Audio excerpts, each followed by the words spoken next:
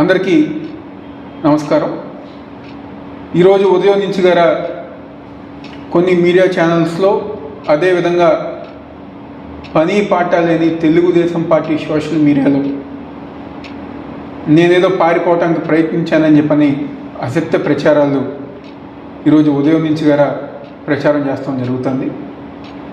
ఈరోజు పారిపోవాల్సిన అవసరం కానివ్వండి, పారిపోవాల్సిన కర్మ కానివ్వండి,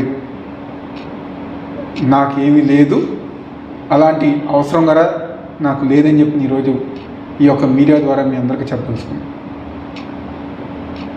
దాదాపుగా 2 నెలల నుంచి విజయవాడలో మా కార్యాలయంలో కానివ్వండి, మా వైఎస్ఆర్ కాంగ్రెస్ పార్టీ ఆఫీస్ కార్యాలయంలో కానివ్వండి,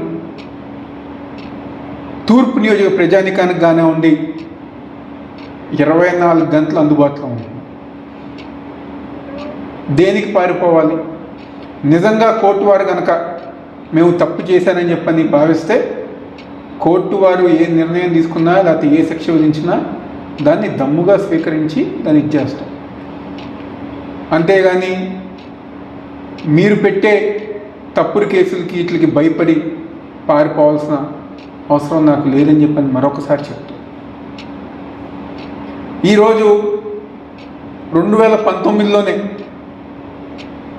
ఈ రాష్ట్ర ప్రజానికానికి తెలుసు, మరీ ముఖ్యంగా ఆ రోజున్న తెలుగుదేశం పార్టీ సోషల్ మీడియా గారు తెలుసు. చంద్రబాబు నాయుడు గారి ఇంటి ముందు డ్రోన్ విషయం కానివ్వండి, గురజాల్లో తెలుగుదేశం పార్టీ కార్యకర్తలను పరామర్శిస్తాం కానివ్వండి, చలో ఆత్మగురు కార్యక్రమం అప్పుడు మిగిలిన తెలుగుదేశం పార్టీ నాయకులకు నేనేం పారిపోలా. ఆ రోజు దమ్ముగా ధైర్యంగా వెళ్ళా, ఫేస్ చేశారు. మా తండ్రి దేవినేని రాజశేఖర్ నెహ్రూ గారు మాకు జన్మనిస్తంతో పాటు